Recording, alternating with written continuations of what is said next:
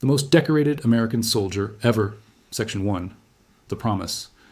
You're about to meet the most decorated soldier in American history. Not the most famous, not the tallest or the strongest, or the one who looked the part in photographs. The most decorated. The man who earned more medals for bravery than any other soldier this country has ever sent into battle. Every single award for valor that the United States military can give a man, he earned. Some of them more than once. By the time he came home, his chest could barely hold all the ribbons and stars pinned to it. Generals saluted him. Presidents shook his hand. Hollywood begged him to play himself in a movie about his own life. But here is the strange part. When he was a boy, nobody looked at him and saw a hero. Nobody looked at him and saw a soldier at all. He was small. He was skinny. He was so young-looking that the Army almost sent him home before he ever fired a shot. Recruiters laughed at him. One Army branch flat-out rejected him. He lied about his age just to get anyone to take him seriously. And yet, this same overlooked, underweight teenage boy would one day climb onto a burning tank, alone, with enemy soldiers closing in from 3 sides and hold off an entire company almost by himself. We are not going to tell you his name yet. Stay with this story to the very end, because the reveal of who he really was and what happened to him after the war will stop you cold.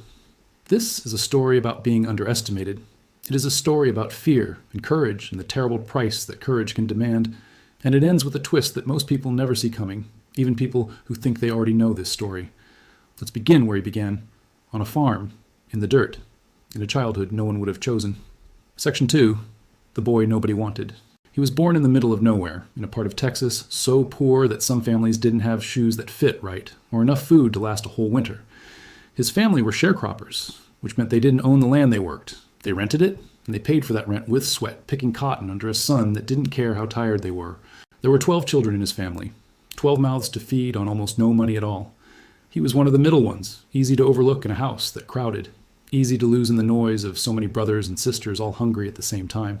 His father was not a steady man. He drifted in and out of the family's life, and eventually he left for good, walking away from his wife and all those children without much explanation. That kind of abandonment leaves a mark on a child. It teaches a boy very early that the world does not owe him safety. It teaches him that if he wants something, he is going to have to go out and take it himself because no one is coming to hand it to him. So he did.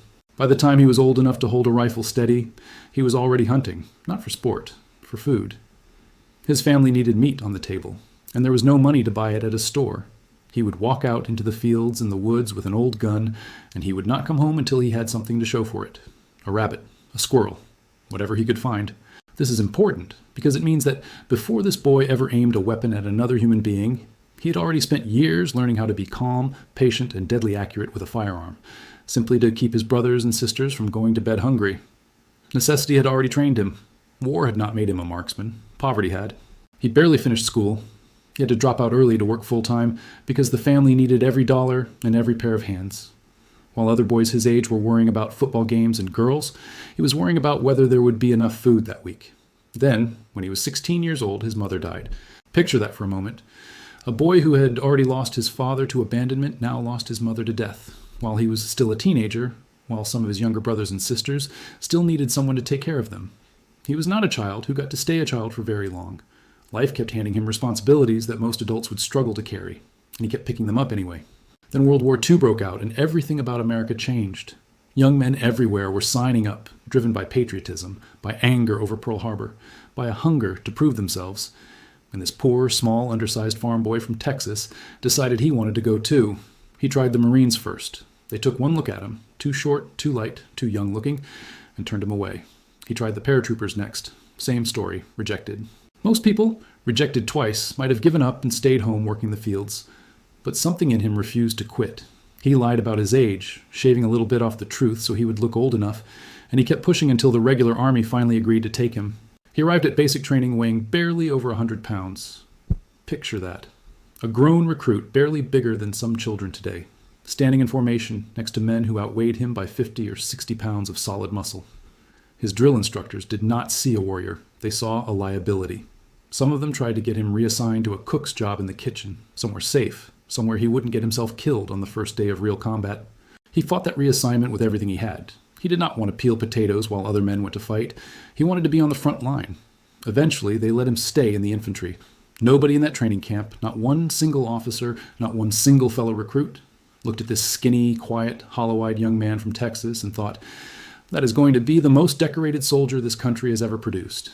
They were about to be proven completely wrong, because underneath that small frame was something the Army could not measure with a scale or a height chart. There was a fury and a fearlessness that had been carved into him by years of hunger, loss, and being told he wasn't enough. Every single person who had ever underestimated him, the recruiters, the drill instructors, the boys who probably teased him for being so small, all of them had unknowingly built the exact soldier who was about to walk into some of the deadliest battles of the entire war and refuse to die. But before we get to the battlefield, you need to understand something else about him. He was not reckless. He was not one of those men who charged forward without thinking, hungry for glory. Soldiers who served beside him would later say the opposite. He was quiet. He barely spoke. He often seemed lost in thought, staring off at nothing, like he was carrying some invisible weight that no one else could see. Some of his fellow soldiers thought he looked sad most of the time, even when things were calm. That sadness we will come back to. It matters more than you might think right now. Hold on to it. For now, know this. This quiet, grieving, underestimated young man was about to be shipped overseas, into North Africa, then Sicily, then mainland Italy, then France, and eventually into Germany itself. He was about to fight in some of the fiercest, bloodiest campaigns of the entire war, and in every single one of them, something in him kept rising to meet the horror in front of him. Section 3. Baptism by fire. War does not ease you in gently. It throws you straight into chaos, and you either find something inside yourself to survive it, or you don't survive it at all. His first taste of combat came in North Africa, in the deserts where Allied forces were pushing back German troops. It was brutal, disorienting, and nothing like anything a Texas farm boy could have imagined back home. The heat, the sand, the constant threat of ambush. Many young soldiers broke under that pressure. Some froze, some panicked, some simply could not pull the trigger when the moment came. He did not freeze. From nearly his very first moments in combat, something became clear to the men serving alongside him. This small, quiet, easily overlooked young man had a kind of calm under fire that older, bigger, more experienced soldiers did not have. While explosions rattled the ground and bullets cracked through the air, he stayed steady. He aimed. He moved with purpose instead of panic. As the war dragged him from North Africa into Sicily and then into the brutal mountain fighting of mainland Italy, story after story began to build around him. He volunteered for dangerous scouting missions that other men avoided. He crawled toward enemy machine gun nests when common sense screamed to stay down.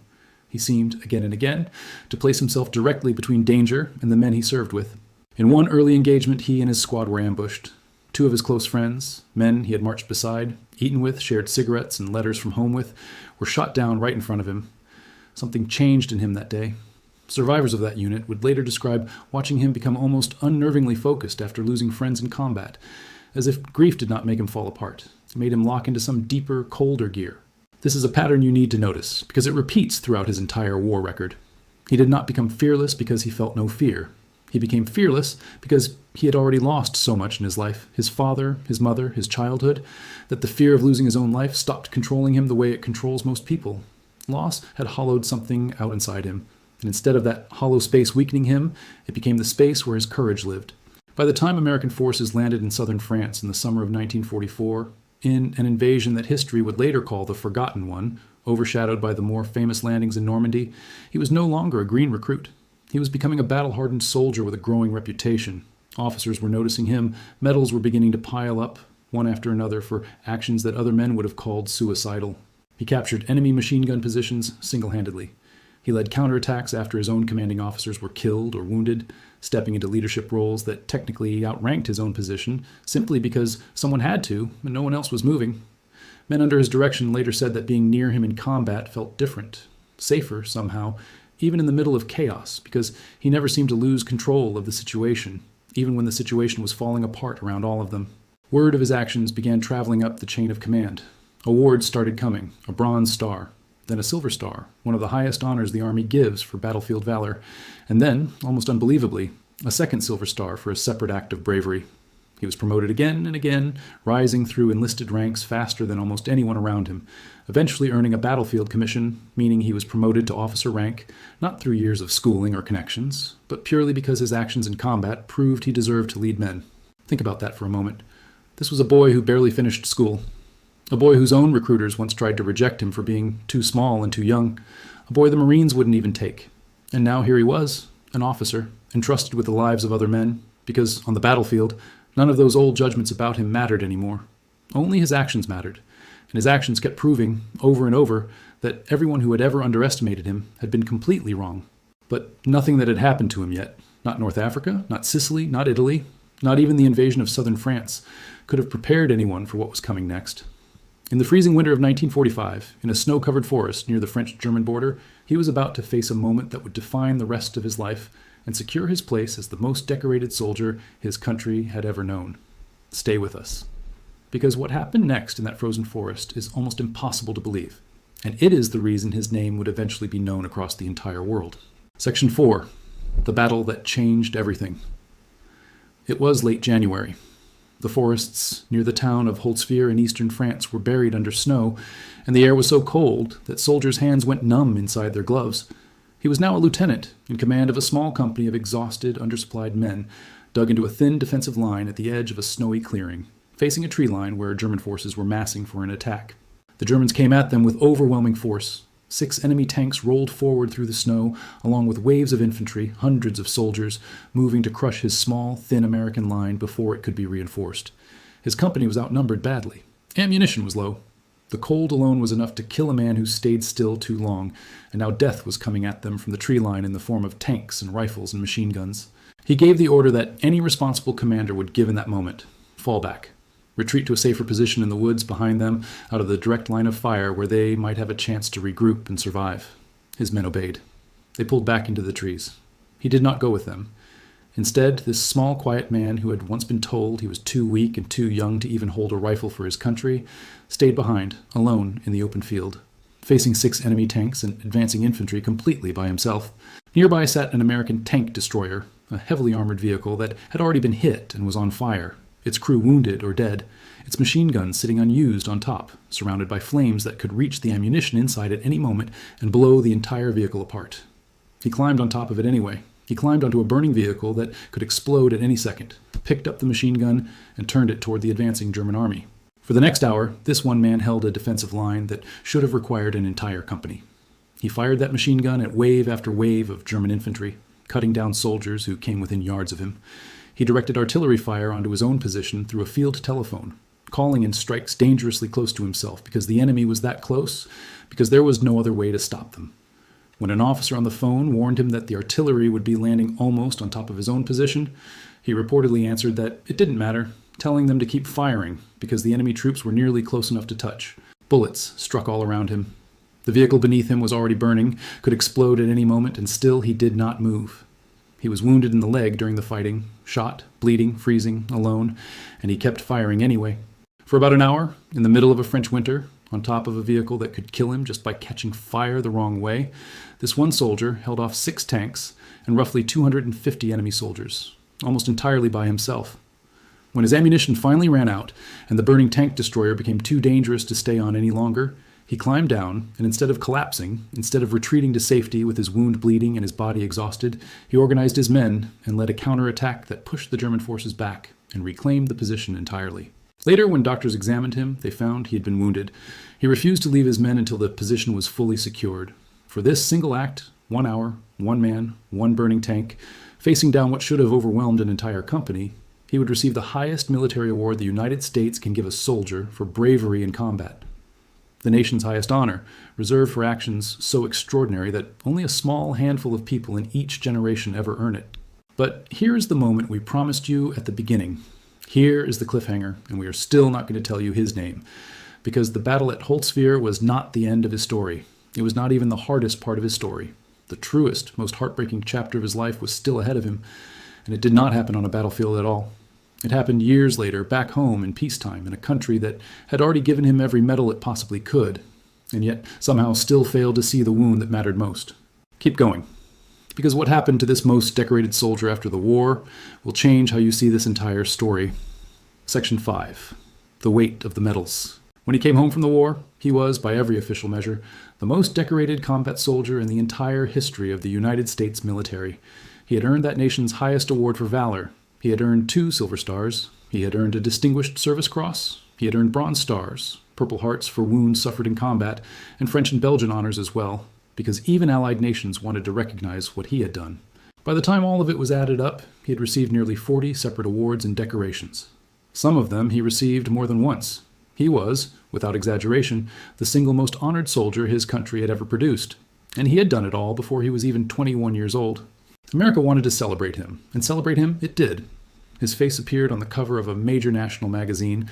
Crowds gathered to see him. He was invited to Hollywood, and in a strange twist of fate, this poor Texas farm boy who once couldn't finish school ended up becoming an actual movie star, appearing in dozens of films over the following years, including a film based on his own memoir in which he played himself, reliving the very battles that had nearly killed him in front of a camera for audiences to watch from the safety of a theater seat.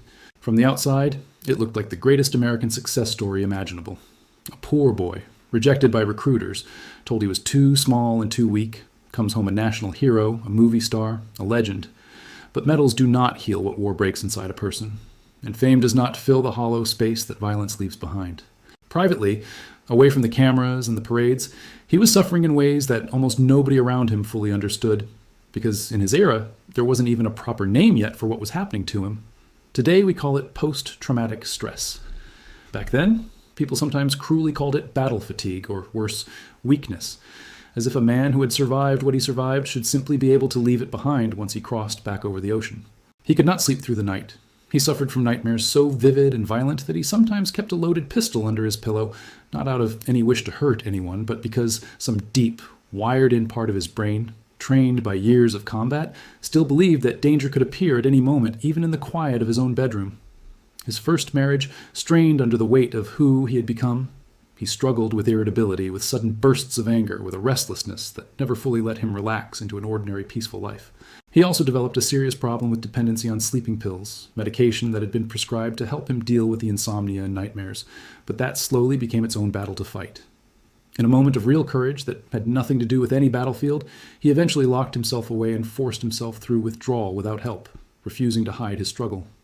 At a time when almost no public figure would ever admit to something like that, he spoke openly about his mental health struggles related to the war, becoming one of the earliest and most prominent voices in the country to say, publicly, that combat leaves invisible wounds that deserve just as much care and respect as the visible ones. Think about the courage that took.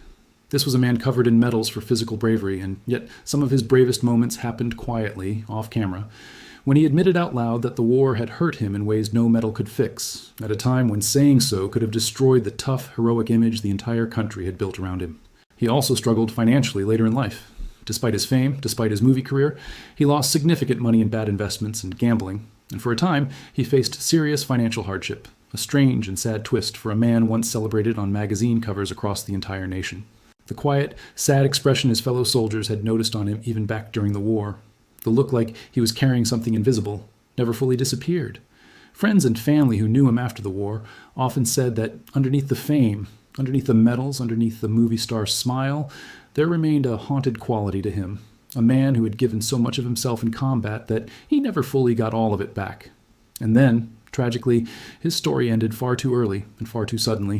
In 1971, at only 45 years old, he died in a plane crash in the mountains of Virginia during a business trip, in weather conditions that should have grounded the flight. The most decorated soldier in American history, a man who had survived 6 tanks and 250 enemy soldiers alone on a burning vehicle in the snow, who had walked through some of the deadliest campaigns of the entire Second World War without dying, was killed not by an enemy bullet, but by bad weather and a small aircraft. In peacetime, decades after the war that made him famous had already ended. He was buried with full military honors in Arlington National Cemetery, and to this day, his gravesite remains one of the most visited in the entire cemetery, second in visitors only to President John F. Kennedy's. Now, finally, it is time to tell you his name. Section 6. The name behind the legend. His name was Audie Leon Murphy, a poor sharecropper's son from Kingston, Texas, a boy the Marines rejected, a boy the paratroopers rejected, a boy who lied about his age just to be allowed to fight for his country, and who arrived at basic training weighing barely 100 pounds, so small that his own drill instructors tried to keep him out of combat entirely.